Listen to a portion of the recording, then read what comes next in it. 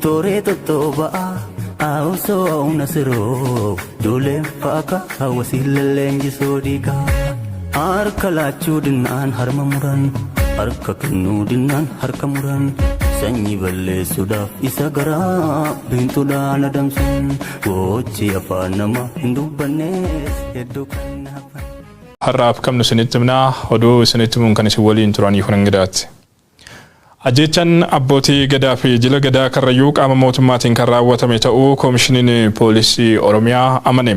Ajecha abbootii gadaa Oromoo irratti raawwatame kana ilaalchisuun kaleessa miidiyaaleef ibsa kan kennan itti aanaan koomishineraa Girmaa Galaan qaamolee yakkichaa raawwatan seeratti dhiheessuuf hojjetaa jirraa jedhu.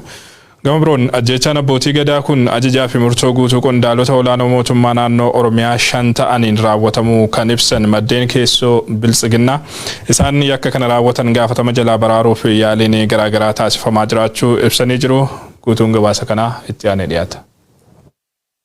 Tuuti gadaa michillee karrayyuu 14 qaamolee mootummaatiin ajjeefamuu koomishiniin poolisii Oromiyaa amane. Ajjechaan abbootii gadaa fi jila gadaa karrayyuu tuuta michillee ta'an irratti muddee 1 bara 2021 godina Shawaa Bahaa aanaa Boosat keessatti raawwatame caasaa mootummaatiin ajajni darbuun poolisii humna addaa Oromiyaatiin raawwatamuusaa koomishinii poolisii Oromiyaatti itti aanaan koomishineraa Girmaa Galaan ibsa kaleessa miidiyaaleef kennaniin himaniiru.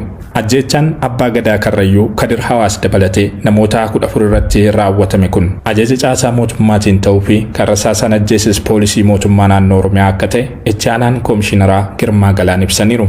Akka ibsa koomishinerichaatti ajjechaa kana namoota raawwatan keessaa 2 to'annoo jala kan oolan ta'us eenyummaa namoota kanaa osoo ifan godhin irra darbaniiru. Koomishinar Girmaa Galaan akka lakkoofsa Itoophiyaa 3/21 bara 2014 aanaa Fantaalleetti sochii shanee jiru irratti opereeshinii fudhatameen miseensonni poolisii Oromiyaa 11 sababa ajjeefamaniif aarii sanaan gocha raawwatamedha kan jedhan yoo ta'u ajjechaa kanaan alatti waa'ee namoota hidhamanii fi mana hidhaa keessatti illee sababa reebichaatiin lubbuun isaanii darbe wanti jedhan hin jiru. Guyyaa lamaan dura gurraan ala 2 bara 2022 koomishiniin mirgoota namoomaa Itoophiyaa ibsa baaseen ajjechaa tuuta gadaa michillee karrayyuu irratti kan raawwate qaamolee mootummaa ta'uu ifoomsee ture. Koomishiniin poolisii Oromiyaas ajjechaa kana raawwachuu amanuun ibsa kennus ibsichi guutuu kan hin taanee fi yakka raawwatame kan balaaleffatu miti jechuun qeeqameera. Namoonni yakka kanaan wal qabatee hidhamaniiru jedhames eenyummaan isaanii ibsamuu dhabuun dubbii sobaatiin hawaasa sossobuuf yaaluu fakkaataa jedhu namoonni dhimmicha irratti yaada kennan. Gama biroon ajjechaa abbootii gadaa karrayyuu kan murteesse hoogganoota olaanoo naannoo Oromiyaa ta'uu maddeen keessoo OMN mirkaneessaniiru. Ajjechaan suukanneessaa jila abbootii gadaa karrayyuu irratti raawwatame ajajaa fi murtoo guutuu qondaalota olaanoo mootummaa naannoo Oromiyaa 5 ta'aniin akka raawwatame odeeffannoon keessoo biltsiginnaati OMN argate kun ni agarsiisa. Ajjechaan kun murtii mootummaatiin raawwatamuun isaa saaxilamuu hordofee muddamni guddaan biltsiginnaa Oromiyaa keessatti kan uumame yoo ta'u yeroo ammaas qondaalota olaanoo yakka suukanneessaa kana raawwachiisan gaafatama jalaa baraaruuf murni aangoo irra jiru diraamaa adda addaa hojjetaa jiraachuu ibsan.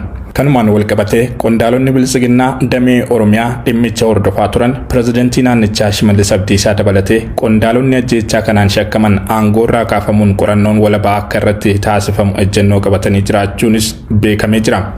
Warraaqsi keenya amma booda ka ta'uu qabu abbootiin waan kana ajajan seera dhiyaachuu qabaadha. Abbaan waan kana mataa poolisa irraa kaasee mataa mootummaa naannoo irraa kaasee mataa mootummaa paartii irraa kaasee abbaan waan kana keessatti hirmaata. Marii kana keessatti hirmaata. Abbaan waan kana raawwachuu quba qabu. Ajaja kanne hundi seera dhiyaatee dhiigni abbootii gadaa har'a mirkanaa'e kun heeraa fi seeraan dhugoomee bahuu qabaa jechuudha.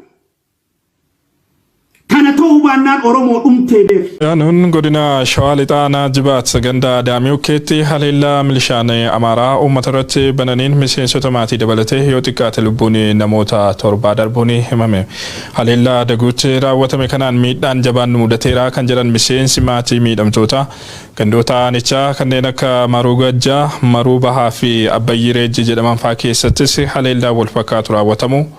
Uummanni qe'ee irraa buqqaafamee ala jiraachuu ibsanii jiru. Siraaj Sabaaf bal'ina oduu kana qopheesseera. Dhala tokko bara 2022 guyyaa gaafa qibxataa ganama keessaa toora sa'aatii tokkotti gandi addaamii ukkee humnoota finxaalayyaa Amaaraatiin yoo haleellamtu Abbaan isaa obbo Qalbeessaa Fixeensaa hojii manaa ba'anii waan turaniif haleellaa kadha keessa lubbuun darbu miseensi maatii Oromiyaa miidiyaa neetworkitti hime. Haleellaa milishaa Amaaraatiin raawwatamu kun ganda tokko qofa keessatti lubbuu nama 7 dabarsuu kan himu maddi Oromiyaa miidiyaa neetworkiin haleellichi kan hin eeggamne ture jechuun taateen akkanaan raawwatama jedhanii waan hin yaadneef qopheen ittisaa homaatu akka hin turre miira gaddaatiin dubbata. Guyyaa jedhame kana jechuunis gurraandhala tokko bara 2021 ganama keessaa sa'a tokko booda godina Shawaa Lixaa aanaa Jibaat gandoota baadiyyaa 4 keessatti sa'aatii wal fakkaatatti bifa tokkochaan haleellaan daguu raawwatamu OMN odeeffatee jira. Ganda Adaamii Ukkee keessatti miseensota maatii tokko kan ta'an obboloota lamaan Caalaa Fayyisaa fi Hundee Fayyisaa abbaa fi ilma kan ta'an Tasfaayee Isheetee fi Katoo Tasfaayee namoota biroo Gammachuu Baqqalaa Warqinaa Goonfaa fi obbo Qalbeessaa Fixeensaa bakka tokkotti haleellaa milishaa Amaaraatiin ajjeefamu madda keenya kun himee jira. Yaa'u godina Shawaa Lixaa aanaa Jibaat ganda Adaamii Ukkeeti. Achi kan immoo ta'ii kana nurratti hojjete abaartota bifa Amaaraatiin fannoo diimaa kan jedhamu hidhannoo guutuudhaan dhufanii maatii keenya rukutanii turan beektu. Namoonni hojiidhaaf sa'aatii malaa jedhatti sa'aatii tokko akkasitti sa'aatii tokko irratti guyyaa isaa lammaffoo qixxaatadha. Qixxaatadha jarri kun eeganii ciisanii too waraanaan eeganii too namoota tokkicha namoota torbaddoo tokkotti hidhamuun torbaddu. Tokko faazerii kiyyadha tokko Qalbeessaa Fixeensaa tokko immoo achi hullaa kiyyadha bakka jedhama tokko immoo Tasfaa jedhama abbaadha abbaa filmadha. Lamaan isaanii immoo obbolaadha Caalaa Fayyisaa fi Hundee Fayyisaa jedhamu. Haleellaan kun erga raawwatamee booda jiraattonni gandoota afranii buqqa'uun gara magaalaawwan naannoo sanaatti baqachuu kan himu maddi OMN maatiin gaddi itti galim namoota jalaa darbanillee sirnaan awwaalateem booyallee taa'uu hin dandeenye jedha.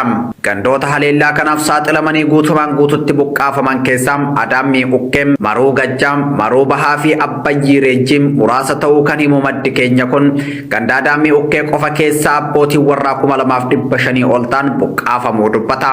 Kun maatiin olii gadi buqqaanee akka nama dachee hin qabne irratti dachee ormaarraa akka jirru akkatti buqqa'aa jirra. Warri buqqa'anii jiran kun achi bakka kaasaanii gara magaalaa gurguddaa kan ta'anii maatiin hiyyeeyyiin kan humna hin qabne achumatti kan natamaaraa kan xiqqoo humna qaban immoo gara magaalaa naannoo deemaa jiru. Kan buqqa'e immoo ganda godinuma Shawaa Lixaa aanaa Jibaat jalaa ganda 5dha. Abbayyii Reejjii, Maruu Bahaa, Maruu Gajjaa, Adaamii Ukkee, Kombolchoo, Maruu Kombolchoo. Ganda amma kana buqqa'ee jira. Kana dura Shawaa Lixaa aanaa daannoo keessatti haleellaa wal fakkaataa milishaan Amaaraa raawwataniin dhalattoonni Oromoo 1000 lakkaa'aman buqqaafamuu fi gariin ajjeefamuun ni yaadatama. Bifuma wal fakkaatuun haleellaa aanaa daannoorraa gara aanaa Jibaatitti ce'e kun aanaalee kan biroo godinicha keessa jiranittiin babal'achaa jira. Waraanni milishoota kanneeniin uummata Oromoo irratti baname godinaalee Wallagga Bahaa fi Horroo Guduruu keessattis itti fufee jiraachuu odeeffannoon OMN qabu ni mul'isa. Guyyaa 3 dura hoogganaan qajeelcha poolisii godina Shawaa Lixaa Komaandar Adaree Tolaa uummanni Oromoo diina isatti dhufu waan hin beekneef hidhachuu qaba jechuun isaa kan yaadatamudha. Dhuma wal qabatuun godina Wallagga Bahaa aanaa Limmoo bulchiinsa magaalaa ganda Fiixa Baqqoo jedhamutti milishaan Amaaraa waraana uummata irratti banuun lubbuun namoota hedduu darbee uummanni qe'ee ofiirraa buqqa'ee jira. Haleellaa Amajjii 23 bara 2022 daguutti uummata irratti baname kanaan namoota nurraa ajjeefaman awwaallachuuf illee hin dandeenye kan jedhan jiraattonni magaalattiin hanga yoonaa to'annoo milishaa Amaaraa jala waan jirtuuf uummanni qe'ee isaatti deebi'uu hin dandeenye lagatti erga galee torban 2 guunneerraa jedhu. Milishaan Amaaraa meeshaa waraanaa gurguddaan waraana banan kunneen kaayyoon isaanii uummata Oromoo guutuutti lafa isaarraa buqqisanii dhuunfachuu ta'us ibsanii jiru. Guutuu duukanaa qopheessineerra. Godina Wallagga Bahaa aanaa Limmoo bulchiinsa magaalaa ganda Fiixa Baqqoo jedhamutti waraana milishaan Amaaraa Amajjii 23 bara 2022 uummata irratti bananiin lubbuun namootaa darbee jiraattonni qe'ee ofiirraa buqqaafamaniiru. Milishaan Amaaraa aanaa Giddaa Ayyaanaa ganda Ndoorii Dichoo keessatti of ijaaruun haleellaa daguutti uummata irratti banan kanaan lubbuun namoota hedduu darbeeraa kan jedhan jiraattonni aanaa Limmoo namoota nurraa ajjeefaman illee awwaallachuuf danqabnee hanga har'aatti taatee suukanneessaa argaa jirraa jedhu. Guyyaa gaafsanaa gaafa uummatatti seenanii uummanni of harkaa meeshaan qabu, of harkaa hidhannoo qabu, of harkaa waan tokko hin qabu, inni dhufa hidhee kan eeggates hin qabu, ganama bariidhaan irra ba'anii uummanni daa'imni hirribaan ka'ii otoo haadholiin waan tokko hirribaa waan tokko hin jedhin meeshaa sagalee gurguddaadhaan dhukaasaa dhufanii kallattii naannoo iddoo Handhuudee Dichoo jedhamurraa ka'an. achumaan dhukaasni sagaleen dhagaamaa dhufu as nu bira ga'an seenu nun walii sawaan hin beennee fi iddoo sanarraa kaanee gaafa mandaratti seenan lubbuudhaan hundumtuu kallattii garaagaraatiin lagatti nam'ee inni lubbuun isaa baase lubbuun isaa miilli isaa baase inni miilli isaa dadhabe immoo jaarsoliin ijoolleen kan isaan irra ba'an mana keessatti kan ba'an mana keessatti fixanii gubanii. Magaalaan Alimmu magaalaan Biiti Bakkoo lafa isaarra kan darbe manni isaan jiru qabeenyaan keenya hin hafne har'a immoo nama 10 olla keessaa sareen baattee nyaatte mitirii tokko gachuu dadhabnee naan taanillee aturu diidatti sareen nama tumaa jira. Waan tokko nageenyaa kan eegaa jiru waan tokko hin jiru. Bireniitiin nu tumaa jiru kun har'ayyuu amma kun dalaga bulle bireniin nutti gadi gadhiifnaan. Har'a ganama sa'aatii 8 nama Margaa Faayisaa jedhamu yeroo darbe namni biyyootti deebisee sareen kun amma kana deebitee biyyoon isa keessa waan ta'eef gottotte ija keenyaan ilaallee boonyee waan godhamne kataa kan jirru iddoo sanatti kana fa'aa agarraa jirra kun amma manni gubatee qabeenyi gubatee dhangaan tokkittiin hin dhumne manni tokkittiin hin hafne. Magaalaan Ganda Fiixa Baqqoo guyyaa haleellaan kun raawwatamerraa eegalee hanga har'aattuu to'annoo milishaa Amaaraa jala jiraachuu kan himan jiraattonni uummanni lubbuu ofii baraarfachuuf lagatti gale hanga har'aattuu qaama isaaf birmatu dhabuun rakkoo hammaataa keessa jira jedhu. Uummata yoo xinnaatee abbaa warraa 8 hanga 9 kan naannoo sana keessa jiraatu amma kun isa ammaa kana saayitii ammaa kanallee namni torbee lamaaf laga keessa taa'ee gammoojjii garatti ba'u dhabe iddoo sanattis qaamni isa barbaadu dhibee qaamni isa ilaalu dhibnaan honqoodhaan kunoo laga keessa adeemee ija boqqolloo funaanee ija boqqollootiin jiraataa jira kan ba'uu dadhabee lagatti du'aa jiru jira mandara keessatti inni du'e immoo sareen kun akkasumatti mandara keessa adeemtee sareen hin nyaatu qaamni mootummaa ani nageenya kanan eegsisaa nageenya kanaaf dhaabadhe kan jedhee irratti ga'ee ilaalees isa du'es kan ilaaleen jiru rakkoo guddaadhaan iddoo kanatti miidhama humnaa olii hammamaallee miidhamaa kan jiru. Milishaan Amaaraa gocha kana raawwatan yeroo garagaraatti akka nu buqqisan nutti dhaadataa turaniiru. Kaayyoon isaanii guutuutti qabiyyee keenyarraa nu buqqisuun laficha gara naannoo Amaaraatti kutuudha jedhu. Gochichi meeshaalee waraanaa gurguddoo hidhachuun bifa qindaa'een kan raawwatamu ta'us ibsan. Qaamni kun nuu bilbilu qindoominaan naannoo Amaaraa Baardaarii irraa kaanee qindoominaan kaaneerraa guyyaa tokko hin barbadeessine jedhanii yeroo hundumaa doorsisa ijoollee garaagaraatti nama garaagaraatti himaa turan yeroo hundumaa qindoomaniiti kan isaan kana raawwachaa turan barri hin gaddaa akkasuma bakka mandaraa sidii yookaan immoo hangar lalistuu jedhamu irratti akkasuma duula kana geggeessan yeroo duula kana geggeessan ijoollonni isaanii wajjin baranne tokko yeroo nutti manitti nuti ganda keessaa yeroo duula kanaaf kaanu ganda tokko keessaa nama 80 meeshaa 80 kaana ganda tokko keessaa 80 kaanee raayyaadhaan yookaan gamtaadhaan kaaneeti biyya tokko bubuqqisna kaayyoon keenya yeroo hundumaa kaayyoon keenya akka kanaatti of deeggartanii hin taa'inaa jedhanii ijoollota itti qabuttillee intaalayyoonni Amaaraa kun yeroo hundumaa.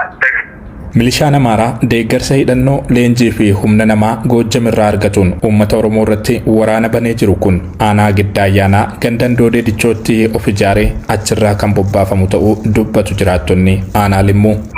Maddi ka'umsa jira kana yeroo hundumaa isaanii iddoo bakka aanaa Giddaa Ayyaanaa jiraati bakka Adii jedhamu bakka Doodee Dichoo jedhamu irraati yeroo hundumaa kuusni meeshaa isaanii achi kuusni iddoo isaan leenjiitti leenjifatan achirraa madda godhatanii yeroo hundumaa harkumbee Zuuriyaarra kan jiru gammoojjii naannoo sanaa keessa kan jiru Oromoon lafti Oromoon naannoo kanaan qabu dachee kana nuti dhuunfachuu qaba naannoo kanammoo naannoo Amaaraa godhachuu qabna qindoomina naannoo kanarraa heddumina qabna waan ta'eef Oromoo naannoo kanarraa buqqaasnee lafa gabbataa Oromoon irratti jireenya gaarii godhachuu barbaadu kanarraa kaasnee jireenya kana godhachuu qabna kan jedhan isaanii.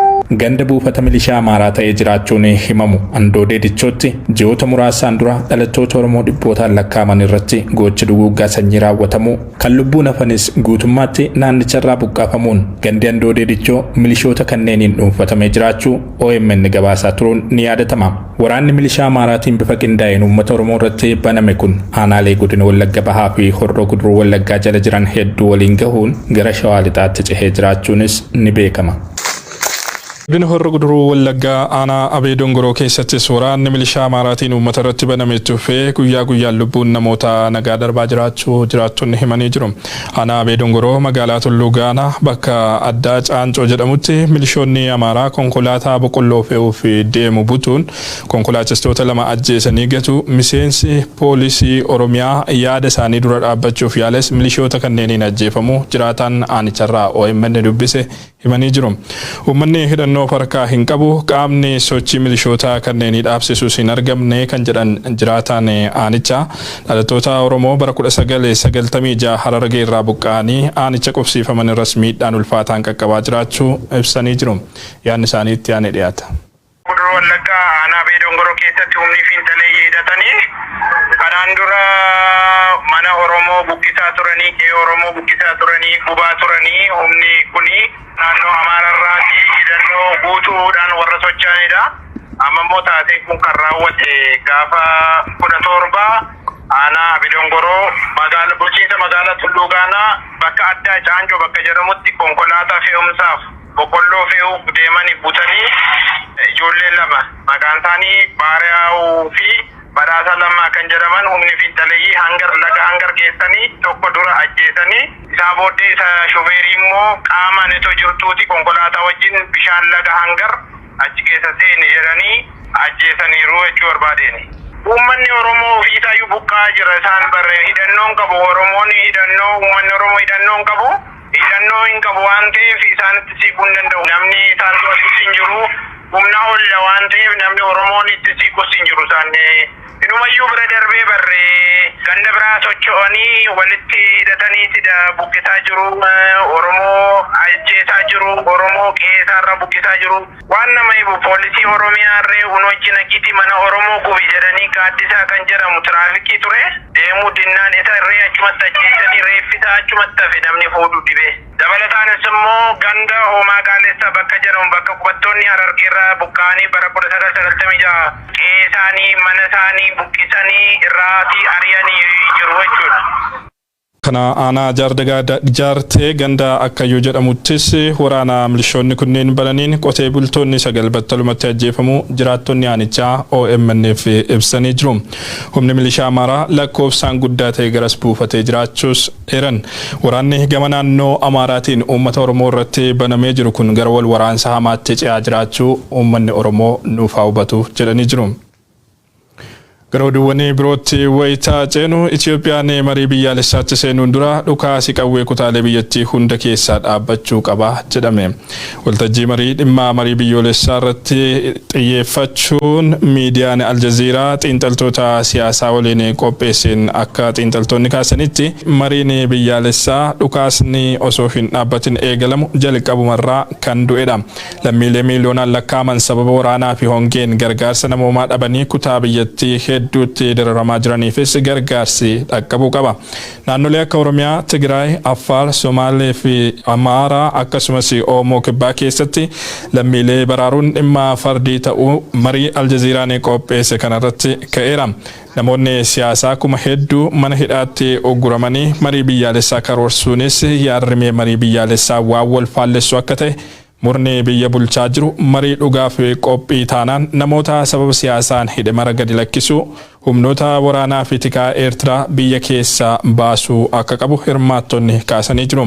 Eertiraa siyaasa Itoophiyaa keessa seensisuun humnoota Eertiraa biyya keessa kaa'anii marii biyyaalessaa qopheessuun akka biyyaatti of wareeguudhaan tokkuma jedhu xiinxaltoonni kunneen qaamni marii biyyoolessaa kana hoogganus walaba kan qaama kamiifiyyuu hin loogne ta'ee mariin godhamu kan lammiilee biyyattii fiixee hundarraa hirmaachisu ta'uu qaba jedhu.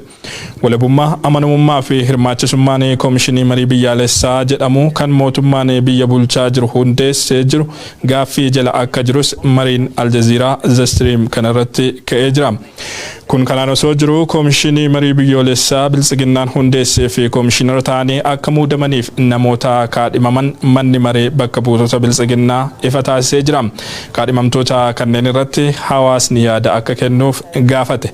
Haa ta'u malee koomishiniin biltsiginnaan ofiif hundeessee fi koomishiinaroonni mana maree bakka buutotaa paartii biltsiginnaan guutameen muudaman walabummaan marii biyyaalessaa geggeessuuf kan danda'an miti. hundeeffama koomishinichaafis ta'e muudamaa koomishinerootaaf adeemsi deemamaa jiru marii biyyoolessaa hunda hirmaachise walabummaan qopheessuuf kan dandeessisu miti jedhamuun qeeqamuu irratti argama. Gamtaan Afrikaa sarbama mirga namoomaa Itoophiyaa keessatti raawwatamaa jiruuf xiyyeeffannoo kennuu akka qabu Human Rights Watch gaafate. Director Human Rights Watch Kenneth Rose waraana kaaba Itoophiyaa hordofee yakkoota waraanaa fi yakkoota ilmaan namaa garaagaraaf kan saaxilaman dhimma lammiilee Itoophiyaatiif gamtichi xiyyeeffannoo laachuun mari'achuu qaba jedhan karaa toora Tiwiitaraa isaaniitiin. Biyya yaa'iin gamtaa Afrikaa keessatti taa'amuu fi teessoo gamtichaa taate keessatti yakkoonni ilmaan namaa irratti osoo raawwatamanuu callisuun hin malu jedhanii jiru. Yaa'iin gamtaa Afrikaa Finfinneetti eegalamee jira. Abrahaam Birruu dhimma kanarratti bal'inaan waan qopheesse qaba. Seera Afrikaa gamtaan Afrikaa darraa Itoophiyaa keessaaf xiyyeeffannaa akka kennu gaafatanii jiran. Viidiyoo gabaabaa jaarmiyaan mirga namoomaa Human Rights Watch gadhiiseen gamtaan Afrikaa yaa'ii isaa miilanaatiin dhimma sarbama mirga namoomaa Itoophiyaa keessaa fi kutaalee Afrikaa kan birootiif xiyyeeffannoo kennuudhaan murtoo dabarsuu akka qabu gaafatee jira. We have a message for the African Union. The people of Africa are watching. Gamtaa Afrikaatiif ergaa qabna. Uummanni Afrikaa isin eegaa jira. Hawaasi addunyaa isin eegaa jira. Waggoota 20 darban tumaalee seeraa jajjaboo ka diimokiraasii, filannoo, bulchiinsa, nagaa fi tasgabbii fi mirga namoomaaf ta'an qopheessitanii jirtu. I was born in internal displacement. Waraana waloo Naayijeeriyaa keessatti ture keessatti maatiin koo bakka buqqaanitti dhaladhe. Waraanni sun miiliyoonota buqqisee ture. Buqqa'uu qofa osoo hin taane ani gaafan dhaladhu wanni nyaatamu hin turre beelatti dhaladhe. Waraana Tigraay yoon ilaalu seenaa koo yaadadha. I've not seen on the continent a lot of coal. Ardii Afrikaa kana keessatti eegumsi namoota nagaaf, namoota miidhamaniif, dubartootaa fi daa'immaniif haa godhamu yoo jedhamu baay'een dhaga'amu. Of women and children in the region. The most frustrating thing is just how wanni nama gaddisiisu unkuramni Tigraay keessaa walii galaan immoo kan Itoophiyaa keessaa hawaasa addunyaa biratti xiyyeeffannaa maluuf argachuu dhabuu isaati. Around the globe. Just watching young, helpless, vulnerable African kids like me. Dargaggoota namoota rakkatoo daa'imman Afrikaa akka kiyya miidhaman osoo laaltu akka hoggana Afrikaatti immoo osoo gargaaruu dandeessu sababa dhibaa'ummaa keetii yoo beelaanii fi dhuman callisuun akkamiin boqonnaa namaa kenna jiran. Hogganoota Afrikaa kanneen halkan akkamiin hirribni isaan fudhata. Anything at all about it. That for me is the issue. I don't know how they sleep at night. We cannot say it was very far from the AU. It was. Rakkoon siyaasaa Itoophiyaa kun gamtaa Afrikaa jalaa dhokatee natti hin fakkaatu. Gamtichu asuma jira Itoophiyaa keessa. Gamtaan Afrikaa waan ta'aa jiru quba hin qabu jechuu hin danda'u. The AU cannot say we didn't know what is happening. And if we cannot even speak about anything else, waan biraallee yoo callifne gudeeddiin dubartootaa akka tooftaa waraanaatti dhimma bahamuu ilaalchise callisuu hin qabnu. Part of what these states should be doing is calling for a very principled engagement with Ethiopia. Hogganoonni biyyoota Afrikaa kan gochuu qaban mootummaa Itoophiyaa waliin sirnaa fi qajeeltoodhaan dubbachuu qabu.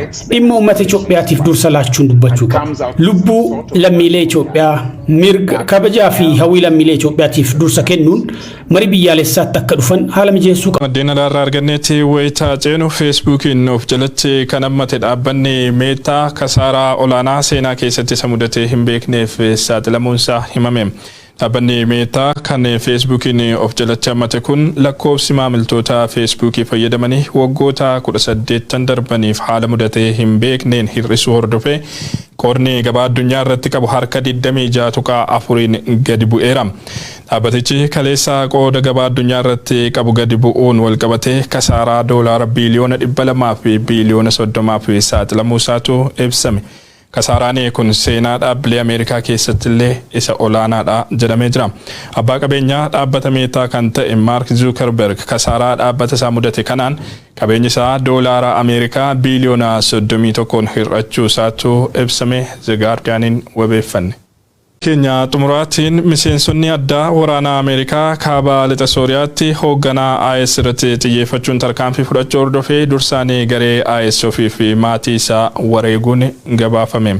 Pireezidaanti Joe Biden ergama waraanaa kana irratti ibsa baasaniin gootummaa fi ogummaa miseensota waraanaa keenyaaf galanni haa ta'u Abu Ibrahim Al-Hashim Al-Quraishiin dirree waraanaa keessaa maqsinee jirraa jedhan. Haleellaa waraanaa Ameerikaa kana keessatti hojjettoonni yeroo balaa Sooriyaa namoonni 13 illee ajjeefamanii jiru. Xiyyaaronni waraanaa Ameerikaa baay'een kutaa bulchiinsa kaaba lixa Sooriyaatti argamtu Idilbii magaalaa Atimee keessa roobii darbe akka sa'aatii biyyattiitti halkan walakkaa qubatanii turan. Namoonni bakka sana turan miseensonni waraanaa Ameerikaa humni cimaan isaan dura dhaabbatee ofirraa ittisuun isaan mudatee ture jedhu. Miseensota waraanaa Ameerikaa meeshaa farra xiyyaaraa konkolaataa irratti hidhamerraa dhukaasni cimaan irratti banamee ture.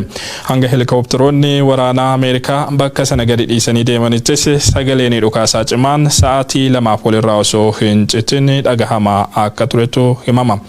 New York Times helikopteroota waraanaa Ameerikaa keessaa tokko rakkoon mekaanikaalaa mudate. Miseensonni waraanaa erga gatanii deemaniin booda haleellaa xiyyaaraa Ameerikaan irra deebiin fudhatteen helikopterittiin akka gubattu taasifameera jechuun gabaaseera.